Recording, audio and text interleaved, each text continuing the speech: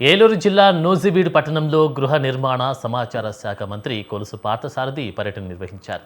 ఈ సందర్భంగా ఆయన మహిళలకు మంగళహారతులతో ఘనస్వాగతం పలికారు. 13, 14 వార్డుల్లోని వీధుల్లో ఆయన తిరిగారు.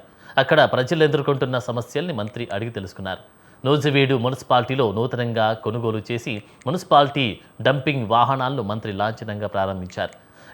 ఇంటింటికి తెలుగుదేశం అనే కార్యక్రమం రాష్ట్రమంతా విజయవంతంగా కొనసాగుతుందని ఆయన తెలిపారు.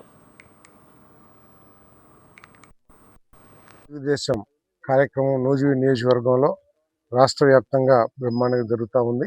ఇంటింటికి వెళ్ళినప్పుడు స్థానికంగా ఉన్న సమస్యలు మా దృష్టికి రావటం, వెంటనే అధికారుల దృష్టికి తీసుకువెళ్లి వాటిని పరిష్కరించే చర్యలు తీసుకుంటాం కూడా జరుగుతూ ఉంది. ఉదాహరణకి మొట్టమొదటి రోజు ఆ వార్డు నెంబర్ ఎంత 8th వార్డులో చేశాం.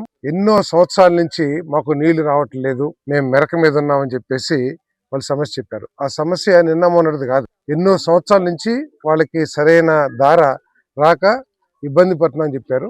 మరి ఇంటింటికి తెలుగుదేశం కార్యక్రమం మూలంగా వారికి బ్రహ్మాండంగా మంచినీళ్ళు వచ్చే సౌకర్యం ఏర్పాటు చేశారు. అదేవిధంగా ఎప్పటి నుంచో ఎప్పుడు పడిపోతుందా అర్థం కాని ఒక కరెంట్ స్తంభం ఉంటే దాన్ని తీపించగలిగాం.